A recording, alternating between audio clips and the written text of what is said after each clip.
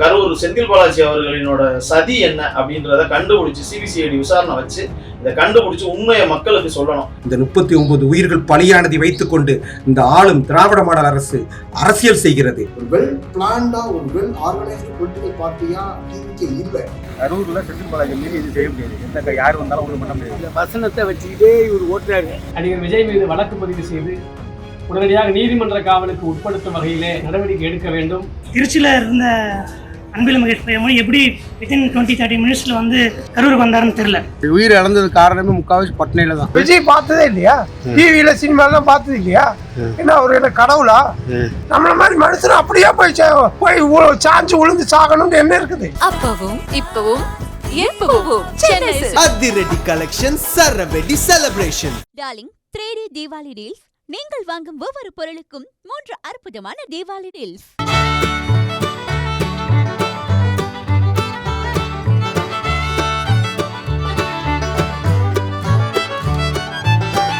விஜய் தேர்தல் பரப்புரையின் போது சுமார் 39க்கும் மேற்பட்டோர் இளைஞர்கள் பலியானது வேதனைக்குரிய விஷயமாகும். இந்த விபத்துக்கு யார் காரணம் என்ற பட்டிமன்றமும் அரசியல் விமர்சனங்களும் நடந்து கொண்டிருக்கின்றன. இதனை முழுமையாக பொறுப்பேற்க வேண்டியவர் விஜய் மட்டுமே. மத்திய அரசு இதுல முக்கியமா தலையிட்டு இதுல என்ன உண்மை சம்பவம் நடந்துச்சு, அத்தனை சிசிடிவி ஃபுட்டேஜையும் கவர் பண்ணி இதுல என்ன நடந்துச்சு, திமுகவின் செயல்பாடுகள் என்ன, கரூர் செந்தில் பாலாஜி அவர்களினோட சதி என்ன அப்படின்றத கண்டுபிடிச்சு சிபிசிஐடி விசாரணை வச்சு இதை கண்டுபிடிச்சு உண்மையை மக்களுக்கு சொல்லணும். மக்கள் கண்டிப்பா இதை உண்மையை உணர்ந்துட்டாங்க.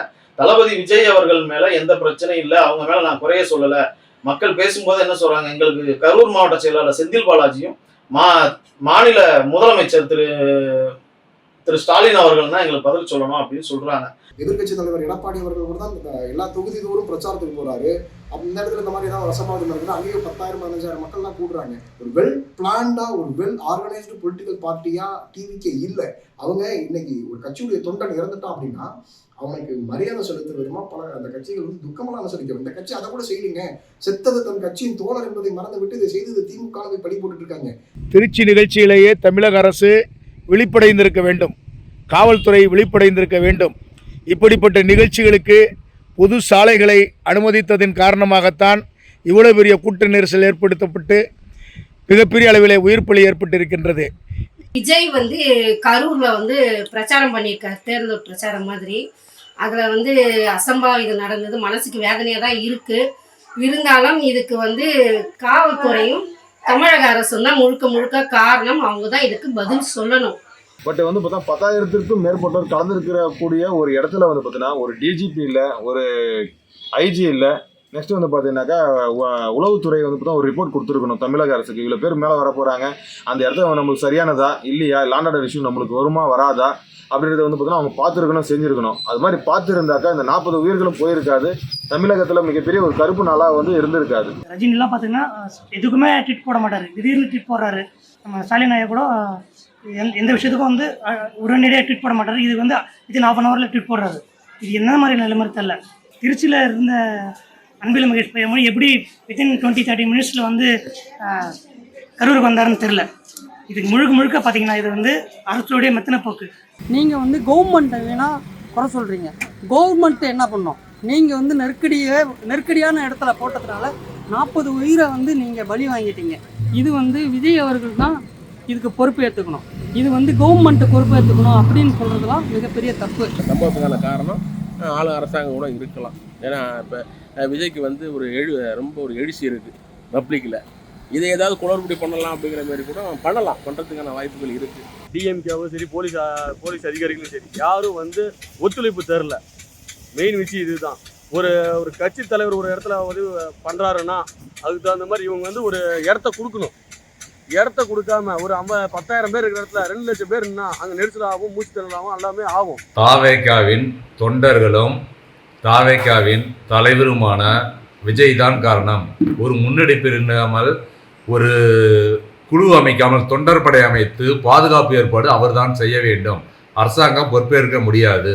அரசியல் சிந்தனை இது இல்லை, இந்த நடிப்பு இந்த இதுலேயே தான் இருக்கிறவங்க. அந்த வசனத்தை வச்சுக்கிட்டே இவர் ஓட்டுறாரு.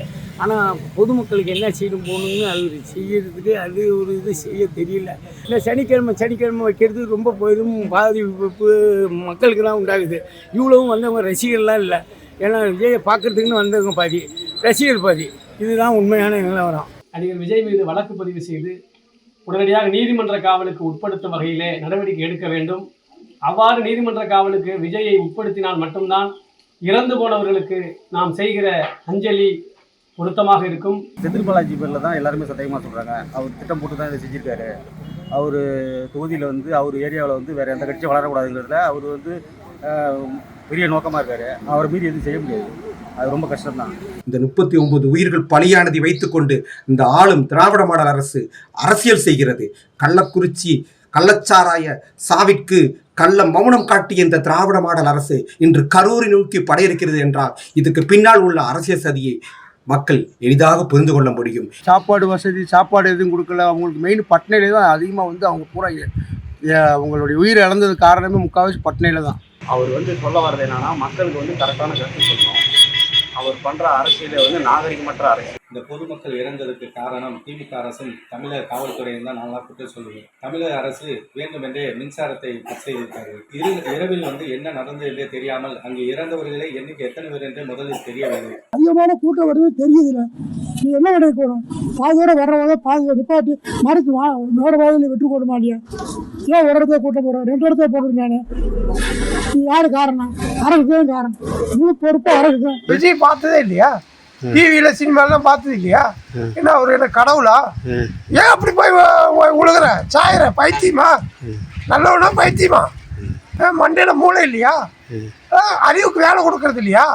நம்மள மாதிரி மனுஷன் அப்படியே போய் சாஞ்சு உளுந்து சாகணும்னு என்ன இருக்குது? ஆல்ரெடி 2 டைம் வந்து கட்சி மீட்டிங் நடந்திருக்கு. அந்த டைம் இருக்க கூட்டமும் இந்த டைம் அதிகமாக தான் வரும்னு தெரியும். அதுக்கேற்ற மாதிரி இடத்த பொது இடத்துல பேசுகிற இடத்துல வச்சுருக்கலாம். அது மாதிரி இல்லாமல் ஒரு குறுகிய இடத்துல மட்டுமே எப்போதுமே விஜய் கட்சிக்கு மட்டும் ஏன் இப்படி இடம் கொடுக்குறாங்க? அதேமாரி போலீஸ் பந்தோபஸ்து ஏன் இந்த அளவுக்கு குறைச்சலாகவே இருக்காங்க? தங்கள் தலைவருக்கு இருக்கக்கூடிய அந்த செல்வாக்கை தமிழகத்திற்கு வெளிச்சம் கொண்டு காட்ட வேண்டும் என்று தமிழகம் எங்கும் இருந்து சென்றிருக்கின்றார்கள். இன்றைக்கு இறைந்திருக்கக்கூடியவர்கள் பட்டியலை பார்த்தீர்கள் என்று சொன்னால் ஈரோடு மாவட்டத்திலிருந்து வந்திருக்கிறார்கள், திண்டுக்கல் மாவட்டத்திலிருந்து வந்திருக்கிறார்கள், பல்வேறு மாவட்டத்திலிருந்து இறந்திருக்கிறார்கள். எனவே அவர்களும் கொஞ்சம் கட்டுப்பாடு காத்து தங்களுடைய தொண்டர்களை அரசியல் படுத்தியிருக்க வேண்டும். கண்டிப்பாக இனி வரக்கூடிய காலங்களில் இப்படிப்பட்ட ரோட் ஷோவுக்கு தமிழக காவல்துறை அனுமதிக்கவே கூடாது. 2 வயசு குழந்தை இறந்ததுக்கு முழுக்க விஜய் தான் காரணம். அதாவது நேற்று குறுகலான பாதையில் மீட்டிங் நடந்ததுனால 2 வயசு பிள்ளையும் நிறைய பேர் இறந்ததுக்கு விஜய் பொறுப்பேற்கணும். விஜய் கட்சிக்கு அங்கீகாரமே கொடுக்கக்கூடாது. இன்னைக்கு கேட்டால் நான் அவர் இன்னும் ஆரம்பிக்கவே இல்லை, அதுக்குள்ளே இவ்வளோ பலிக்காலம் ஆகுது. தமிழ்நாடு இன்னும் ஆரம்பித்தா ஏழில் போய் முடியும்னு சொல்ல முடியாது. இத்தனை பேர் வருவாங்கங்கிறது அந்த குழு நிர்வாகிகள் எல்லாத்துக்குமே தெரியும். ஆனால் இருந்தாலும் எல்லாத்துக்குமே ஃபர்ஸ்ட் எய்ட் முன்னாடியே ஏற்பாடு பண்ணியிருக்கணும். ஒரு தண்ணி கேனோ இல்லை பிஸ்கட் பாக்கெட்டோ ஏதாவது பெரியவங்க சின்னவங்க யாருக்காக இருந்தாலும் கொடுக்குற மாதிரி ரெடி பண்ணியிருக்கணும். எதுவுமே பண்ணலை. அதனால் அடுத்த மாநாடு எந்த கட்சி போட்டாலுமே இதை வந்து முன்னுதாரணமாக எடுத்துக்கிட்டு அதை செயல்படுத்தணும் அப்படிங்கிறது எங்களோட கோரிக்கை. தாவேகா தலைவர் அழகாக சொல்லியிருக்கிறார், மாற்றுத்திறனாளிகள், முதியோர், பெண்கள், குழந்தைகள் இது போன்ற கூட்டங்களுக்கு வர வேண்டாம் என்று கூறியும் வந்து கொண்டிருக்கிறார்கள் என்றால் தனி மனிதனுக்கு விழிப்புணர்வு இல்லை என்றுதான் கூற வேண்டும். இதில் அரசையோ அதிகாரிகளையோ குறை கூறி பலனில்லை. ஓட்டு போட உரிமை இல்லாத, அதாவது உரிமை இல்லைங்கிறது காட்டிலும் 18 வயசு கீழே இருக்கிறவங்க வந்து அந்த பிரச்சார கூட்டத்துக்கு போக வேண்டிய அவசியமே கிடையாது. நான் நேற்று டிவியில் பார்க்கும்போது கூட என்ன நடக்குதுன்னா, ஒரு பொண்ணு ஒரு 13-14 வயசு இருக்கும், விஜயை பார்த்து நான் கிஃப்ட் தரணும்னு சொல்லி அந்த பொண்ணு ஆதங்கத்தோட சொல்லுது. இந்த மாதிரியான மனநிலைமைக்கெல்லாம் யாரும் வர வேணாம். பொது மேடையில் பேசும் பொழுதே விஜய் அவர்கள் மக்களை விட்டு அவர்கள் ரசிகர் கூட்டத்தை விட்டு சென்று விட்டார். இது கண்டிக்கத்தக்கது. அன்பில் மகேஷ் அவங்க அப்பா இறந்தது கூட அவர் வந்து கண்ணீர் விடலையாம். ஆனா இதுக்கு வந்து தேம்பி அழுகிறாரு. இது எந்த விதத்துல உண்மைன்றத அந்த வீடியோ பாக்குற மக்கள் புரிஞ்சுக்கிட்டு திட்டதான் செய்யறாங்க. எதுக்காக இப்படி நாடகம் ஆடுறாங்க? சினிமா, அதாவது வெற்றி கழக தலைவர் வந்து சினிமாவில் நடிக்கிறத விட்டுட்டு மக்களுக்கு நல்லது செய்ய வந்திருக்காரு. ஆனா இவங்க அரசியல்ல இருந்து இப்ப நடிக்கிறதுக்கு சினிமாவை தேடி போயிடுவாங்கன்னு நினைக்கிறேன். அந்த அளவுக்கு இருக்கு. இது வந்து சரியான பதிலடி. மக்களாகிய நீங்கள் சரியான பதிலடி என்ன கொடுக்கணும்னா, 2026 கரூர் மாவட்ட செயலர் செந்தில் பாலாஜி அவர்களுக்கும் மாநிலத்தை ஆண்டுகிட்டு இருக்கிற இந்த ஆளுங்கட்சி திமுக அதையும் அகற்றணும், சுத்தமா அகற்றணும். அப்பதான் மக்கள் நிம்மதியா இருக்கணும்னே. திரும்பவும் திமுக ஆட்சிக்கு வந்துச்சு அப்படின்னா கண்டிப்பா தமிழ்நாட்டுல மக்கள் வாழ முடியாது. மிருகங்கள் செடி கொடி தான் வாழ முடியாது, மனிதர்கள் வாழ முடியாது. அதை மக்கள் புரிஞ்சுக்குவாங்கன்னு நினைக்கிறேன். அவர் வீட்டுக்குள்ளேயே இருந்து பேசினாலும், ஏன்னா அரசியலில் வந்து நான் நல்லதே செய்ய போகிறேன் அப்படிங்கிறத வந்து கண்டிப்பாக ஒரு மீடியாவில் முன்னாடி சொல்லி அதை மக்களுக்கு எடுத்து சொல்கிறதே வந்து ரொம்ப சிறந்தது. அரசாங்கமும் அவருக்கு முறையான ஒரு விசாலமான இடத்த கொடுத்துக்கணும். ஆக அவரும் திருந்தலை, அரசாங்கமும் திருந்தலை, 2 பேருமே செய்த அலட்சியத்தினால இந்த சம்பவம் நடந்திருக்கு. அவர்கள் நடத்திய தமிழகத்தில் எந்த கூட்டத்திலாவது ஒழுங்காக நடந்தார்களா? ஆட்டு மந்தை போல் செல்கிறார்கள், ஒழுக்கம் இன்றி செல்கிறார்கள். சேர்கள் அடித்து நொறுக்கப்பட்டன, கிரீஸ் தடவிய கம்பிகள் தகர்க்கப்பட்டன. இப்படிதான் அவர்கள் மாநாடு நடக்கிறது. குறுகிய பாதையில் கொடுத்து விட்டார்கள் என்று ஆளுங்கட்சி குற்றம் சொல்வதை விட்டுவிட்டு தன் ரசிகர்களுக்கு சுய கட்டுப்பாடை கற்றுக் கொடுக்க வேண்டும். விஜய் அவர்கள் அதை தவறிவிட்டார்கள். அவர் சினிமா போல் காட்சி கொடுத்து விட்டு செல்கிறார்கள். இந்த உயிர் பலிக்கான முழு பொறுப்பையும் விஜய் அவர்களே ஏற்க வேண்டும். இது கண்டனத்துக்குரியது, கண்டிக்கத்தக்கதும் கூட. 1-2 பேர் எல்லாம் மயக்கத்தில் வயசானவங்க கூட்டத்தில் கேட்க போகல, தண்ணி இல்லாம எதாவது இல்லாம ஒரு சில நேரத்தில் மூச்சு திணறல் வர்றது இயல்பானது. ஆனால் இப்படி வந்து ஒரு 100கணக்கான பேர் மயக்கப்பட்டு ஆஸ்பத்திரிக்கு போகிற மாதிரி ஒரு சூழ்நிலை உருவாக்குனது, 40-50 பேர் இறந்ததுன்றது இதுதான் முதல் தொடர். தமிழகத்தில் எம்ஜிஆர் இருந்திருக்காரு, காமராஜர் இருந்திருக்காரு, அண்ணா இருந்திருக்காரு, இதே கலைஞர் இருந்திருக்காரு, எங்கள் தலைவர் ஸ்டாலின் அவரும் எத்தனையோ கூட்டங்களுக்கு போயிருக்காரு. இதுவரைக்கும் இந்த மாதிரி எங்கேயும் யாருமே கூட்டம் போன இடத்துல இந்த மாதிரி இறந்ததே கிடையாது யாருமே. ஆனா அப்படி இருக்க சூழ்நிலையில புதுசா கட்சி ஆரம்பிச்சுக்கிட்டு இவ்வளவு நாள் நடிச்சுக்கிட்டு இருந்தவர் திடீர்னு கட்சி ஆரம்பிச்சுட்டு இன்னைக்கு போய் நான் கூட்டம் பேசுறேன் அப்படின்னு சொல்லி கார்ல நின்றுட்டு பேசுறேன்னு சொல்லி மாநாடு நடத்துறப்பையும் அப்படித்தான் நிறைய பேர் இறந்து போனாங்க. இப்ப கூட்டம்னு சொல்லிக்கிட்டு ஒரு குழுவான இடத்துல எவ்வளவு பேர் கூட்டம் வைக்கணுமோ அதை அவங்க கட்சிக்காரங்க முறையான ஏற்பாடு செஞ்சு முறையான டயத்துக்கு இவர் போகாம ஜனங்களை வந்து வெயில்ல காக்க வச்சதனுடைய விளைவு தான் இந்த மயக்கப்பட்டு விழுந்து குழந்தைகள், பெரியவர்கள், வயசானவங்க இறக்குறதுக்கு முழுக்க காரணம் விஜய் தான். விஜய் ரசிகர்களுக்கு எந்த அளவுக்கு கட்டுப்பாடு இல்லை என்பது விஜய்க்கு முழுமையாக தெரியும். தெரிந்தும் அவருடைய பேருந்துக்கு மட்டும் 100 பவுன்சர்களை பாதுகாப்புக்கு இறக்கி வைத்திருக்கிறார். ஆனால் அவரை நம்பி வரும் 25,000 பேர்களுக்கு என்ன பாதுகாப்பு பணியை அவர் செய்துள்ளார் என்பது அவர் தெரிவிக்க வேண்டும். கூட்டத்தை கூட்டினா போதும் என்ற ஒரு எண்ணத்தோடு அங்கு வர வைத்து அங்கு இளைஞர்கள் எல்லை மீறியும் கட்டுக்கடங்காமலும் சென்று இதுபோல சூழ்நிலை ஏற்பட்டுள்ளது. இது முழுக்க விஜய் தான் பொறுப்பு இருக்க வேண்டும். இந்த சம்பவத்திற்கு தமிழக அரசும் நிகழ்ச்சியை நடத்திய தமிழக வெற்றிக் கழகம்தான் முழுமையான பொறுப்பை ஏற்றுக்கொள்ள வேண்டும் என்பது ஒட்டுமொத்த தமிழக மக்களுடைய கோரிக்கையாக உள்ளது.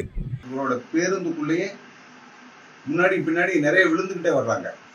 இது எப்படி அனுமதிக்கிறாருன்னு தெரியல. அவரோட பேருந்துக்குள்ள 2 வீலரில் வர்ற பசங்க கையாட்டி காலாட்டி வண்டிக்குள்ளேயே விழுகிறாங்க. அதை நம்ம பார்க்குறோம். இதை எக்காரணம் கொண்டும் தமிழ்நாடு அரசு அதனுடைய காவல்துறை இதை அனுமதிக்கக்கூடாது. இது ஏற்புடையதல்ல. உயிரிழப்பு என்பது யாராக இருந்தாலும் இது மாதிரியான துயரத்துக்கு நம்ம வழிவிடக்கூடாதுங்கிறது என்னோட கருத்து. வந்து சொன்ன டைம் அந்த மீட்டிங் நடத்தி இருந்தாருன்னா இந்த அசம்பாவிதம் நடந்து இருக்காது. முழுக்க அவர் தான் பொறுப்பு எடுத்துக்கணும்.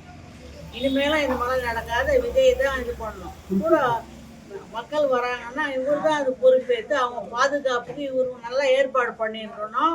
ஆளுங்களை அங்கங்கே வச்சுருக்கணும். ஆஃப்டர்நூன் 12 o'clock அப்படின்னு சொன்னது அவங்க ஈவினிங் 7 o'clock வந்ததுன்றது ரொம்ப பெரிய மிஸ்டேக்கு. அது இன்னும் க்ரௌட் இன்க்ரீஸ் ஆகிட்டே தான் இருக்கும். அதுக்கான சரியாக ப்ராப்பர் அரேஞ்ச்மெண்ட்ஸ் அவங்க எதுவுமே பண்ணல. ஒரு ஆம்புலன்ஸ் நான் பார்த்த ஒரு வீடியோ என்னென்னா, ஒரு எண்டில் அவங்களுக்கு ஒருத்தவங்களுக்கு முடியல அப்படின்றப்போ இந்த எண்டுலேருந்து இந்த எண்டுக்கு அவங்க போகணும் ஆம்புலன்ஸு. அப்படி போகிற வழியில் நடுவில் என்ன பண்ணுறாங்க, நீங்கள் வந்து எம்டி ஆம்புலன்ஸை உள்ளே விட்டு க்ரௌடை இது பண்ணுறீங்க அப்படின்னு சொல்லிட்டு ஒரே சண்டை இது பண்ணிட்டு இருக்காங்க. அது ரொம்ப பெரிய தப்பு.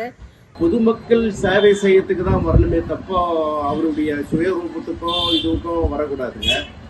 2வது அவர் வந்து தனி விமானம்ன்றாரு. பொதுமக்கள் இப்பவே ஒரு தனி விமானத்தில் வர்றப்போ முதல்வராக ஆக போதில்ல, அது வேற விஷயம். அவர் வந்து பொதுமக்கள் கிட்ட வந்து ஒன்றுக்கு ஒன்றாதான் மக்களை சந்திக்கணுமே தவிர அவர் நம்ம பெரிய பிரதமரை விட போறாரு. அது தவறான செயல் என்று என்னுடைய தனிப்பட்ட கருத்து. இப்போ உயிர்கள்லாம் போனது தானே நஷ்டமாயிடுச்சு இல்லை? யாருக்கு இது நஷ்டம்? ஜனங்களுக்கு தானே நஷ்டமா இருக்குது. அவங்க வீட்டில் எவ்வளோ கஷ்டப்பட்டு வளர்த்துருப்பாங்க, பிள்ளைங்களை வளர்த்துருப்பாங்க, வேலைக்கு போய் உழைச்சி சம்பாதிச்சு கொடுக்குற மனுஷன் இறந்துருப்பான். வீட்டில் குழந்தை அம்மா இல்லாத குழந்தைங்க இப்போ எத்தனையோ பேர் இருந்திருப்பாங்க. இதெல்லாம் நமக்கு வந்து தேவையில்லாத பிரச்சனையெல்லாம் உண்டு பண்ணுதில்ல. அதனால இதுக்கு முழுக்க முழுக்க திமுக பொறுப்பேற்றுக்கணும். அவங்களுடைய திறமையற்ற ஆட்சினால தான் இந்த மாதிரிலாம் நடக்குது. அப்பவும் இப்பவும் எப்பவும் அதிரடி கலெக்ஷன், சரவெடி celebration. Darling 3D Deepavali deals. நீங்கள் வாங்கும் ஒவ்வொரு பொருளுக்கும் 3 அற்புதமான தீபாவளி டீல்ஸ்.